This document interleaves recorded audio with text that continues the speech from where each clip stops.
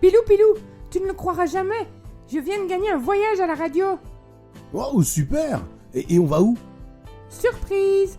Tout ce que je peux te dire, c'est que je mettrai tes palmes et ton tuba dans la valise, car on part dans une ville qui est sous la mer.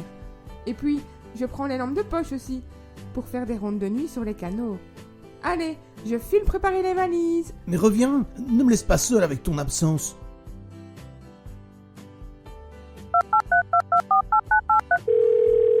Société royale d'aide aux personnes qui ne comprennent rien aux devinettes. Oui, bonjour. Voilà mon problème. En fait, on m'annonce que je vais partir en voyage dans une ville qui est sous eau pour y faire des rondes de nuit sur des canaux. C'est absurde. La seule question que je me pose, c'est on va où? Oh, ben allez, vous allez à Amsterdam, pardi. Pardi. Ça fait super longtemps que j'ai pas écouté Vanessa Paradis. Monsieur, menir, c'est ma pause, hein. Il va falloir raccrocher. Oups, désolé. C'est Paradis, mon kiki.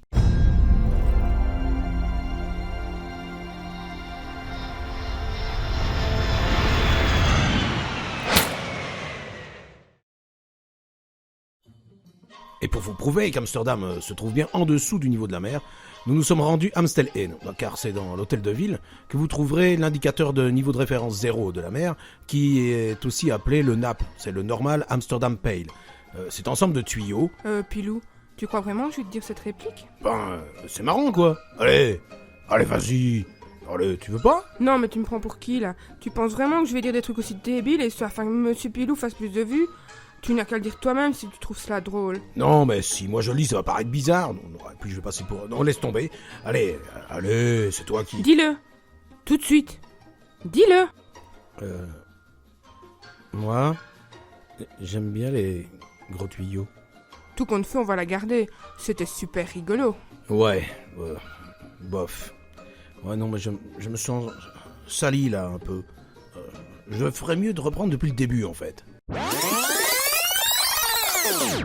Le NAP est donc le niveau de référence maritime qui va permettre de déterminer quels sont les territoires des Pays-Bas considérés comme étant sous le niveau de la mer. Celui-ci a été établi grâce aux mesures prises à marée haute et marée basse, et ces mesures de marée haute et de marée basse étaient représentées dans les deux premiers tuyaux. Le NAP est quant à lui observable grâce au pieu, dont la surface supérieure coïncide exactement avec le zéro marin d'Amsterdam.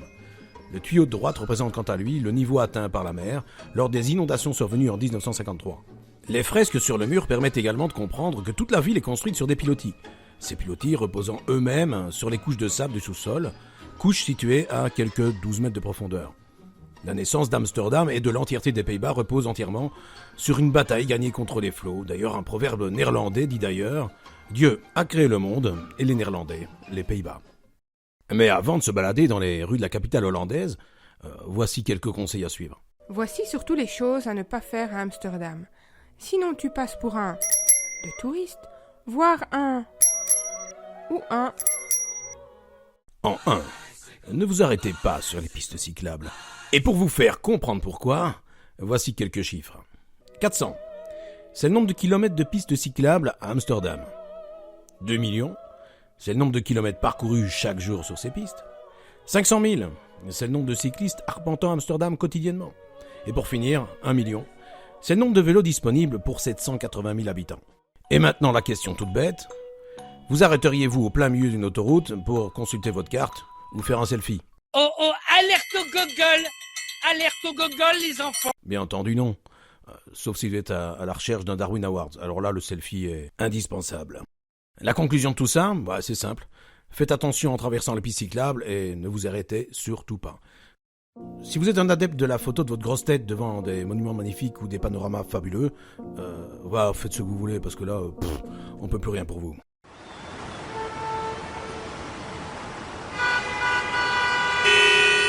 Dans les embouteillages, tu penses autant que temps, où tu n'auras plus d'ongles et où tu te mangeras les dents. 2. N'utilisez pas votre voiture à Amsterdam. Sauf si vous adorez passer votre vie dans les bouchons. Sachez qu'à Amsterdam, il existe énormément d'alternatives à la voiture et qui sont en général bien plus pratiques. Tout d'abord, vous pourriez utiliser un miracle d'ingénierie qui a été mis au point pendant des milliers d'années. J'ai nommé les pieds. Ah bah oui. Vous savez, ces trucs vraiment trop moches qui sont attachés au bout des guiboles, les pieds c'est ça. En effet, tout le centre d'Amsterdam est facilement visitable en marchant. à pied donc. Mais quand même, mettez des chaussures. Une autre façon de découvrir la ville, les navettes et les croisières fluviales. Mais ça, on en reparle un peu plus tard. Tu te mouilles pas trop là, hein.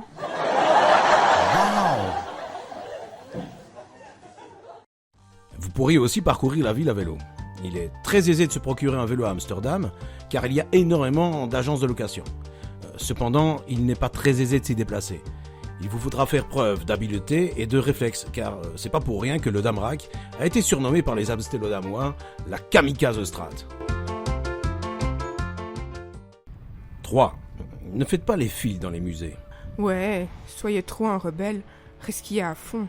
C'est vrai que les queues... Voilà, ça, c'est marrant. C'est vrai que les files d'attente sont légion courante aux abords des musées à Amsterdam. Il faut bien compter 2 heures de patience avant de pénétrer dans celui d'Anne Frank. Pilou, tu devrais vraiment faire attention aux mots que tu utilises, hein. Ben quoi? Ben j'ai rien dit de mal. J'ai juste dit Anne Frank, putain, j'ai même pas dit juif. Il existe donc une solution toute simple. Achetez au préalable vos places sur internet. Et ça va vous permettre de cette façon d'obtenir un coupe-fil. Ouais, et voilà. Tout simple. Merci qui? Merci Pilou.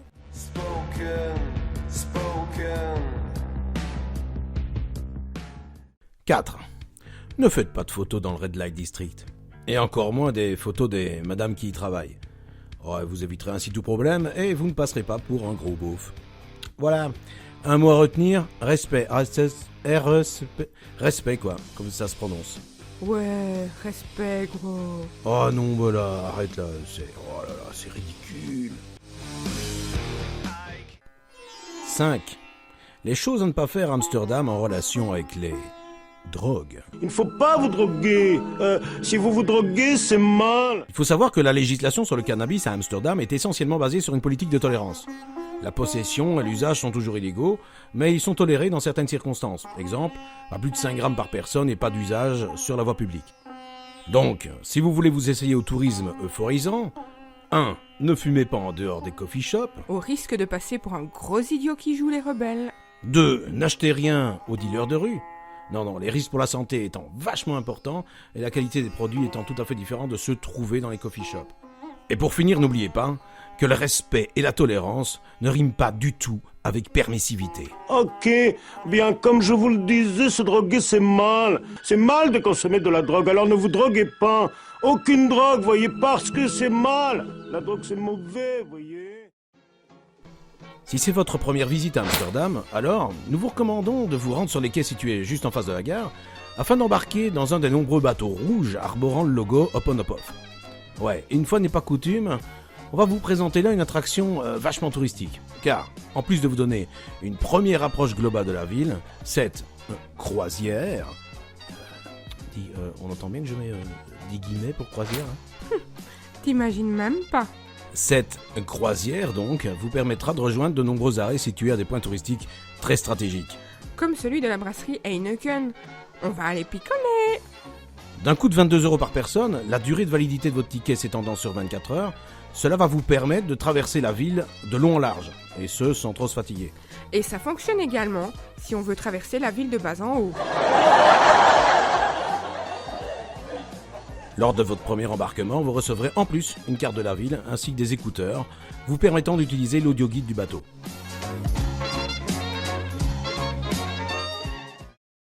Amsterdam ne se visite pas uniquement à l'aide d'un guide ou d'une appli sur téléphone. Le meilleur moyen de l'appréhender est de se laisser guider par la ville elle-même. Baladez-vous au gré de vos envies, n'hésitez pas à pousser des portes, enfin pas toutes les portes, mais restez attentifs, car la ville fourmille de détails et d'endroits assez insolites. En vous promenant aux alentours de Oudekerk, gardez le nez par terre, non pas par dévotion, mais... Pilou, il faudrait dire 2-3 mots sur cette église. Bon, j'en sais rien, je sais pas si ce que je vais dire est vachement intéressant. Mais c'était pas une question. Et si nous parlions un peu d'Oudekerk? Donc comme son nom l'indique, Oudekerk, c'est la plus vieille église d'Amsterdam. Elle est construite aux alentours de 1300, sur des vestiges d'une chapelle utilisée par des pêcheurs. Elle fut donc dédiée à Saint Nicolas, leur patron. Oui, bonjour les enfants. Vous avez été sages, les cons? Alors comme ça, Saint-Nicolas, vous êtes également le patron des pêcheurs? Alors, on tape de la morue? Ah, mais ce n'est pas très gentil, ça. Et cette église, qui est située au sein du quartier de Wallen, qui est un quartier un peu haut de la ville, a une caractéristique assez particulière. Si je vous disais tout à l'heure de garder le nez au sol, C'est pour une bonne raison, car en quadrillant la haute de Kerksplein, vous ne manquerez pas de tomber sur le... Buste féminin en bronze. Bah oui, mais ça, j'allais le dire, là. Toi te connaissant, t'allais dire nichon. Donc ce nichon en bronze, ce nichonze donc, est installé en 1993 parmi les dalles de cette place. Elle rend hommage, cette sculpture, aux Madame de Joie officiant dans le quartier. On sait rien du tout du sculpteur, hein, mais les habitants prétendent qu'il s'agit d'un médecin qui rendait fréquemment visite aux madames. Il fait ce qu'il veut, hein. Ouais, il leur rendait visite surtout pour les soigner. Dis donc, parlant de ça, t'aurais pas envie de te faire soigner vite fait, là? Sur la table?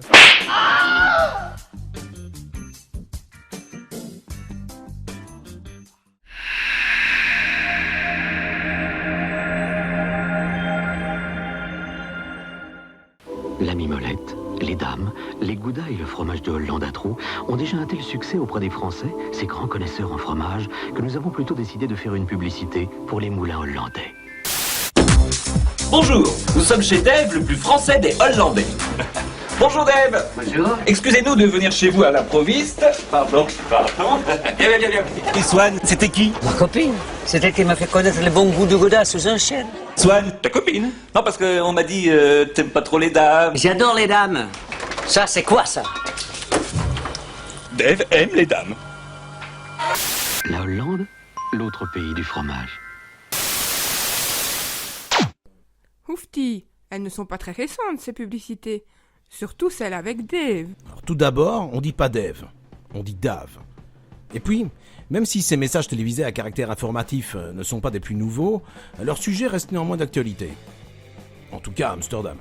En effet, avec plus de 650 000 tonnes de fromage produits par an, dont les 2/3 étant destinés à l'exportation, les Pays-Bas sont les premiers exportateurs de fromage au monde. Le Hollandais, quant à lui, consomme à peu près 15 kilos de fromage par an et se retrouve de cette façon classé dans le top 10 des plus gros mangeurs mondiaux. C'est pas pour rien que les magasins fromagers pullulent à Amsterdam. S'il existe effectivement un nombre très important de fromageries, il y a bien une échoppe qui sort du lot, tant par la qualité de ses produits que par le choix qu'elle propose. Situé Randstraat 7, le Kaaskammer est un incontournable pour les amateurs de frometon. Derrière le comptoir, la patronne, qui parle français, n'est jamais en manque de conseils.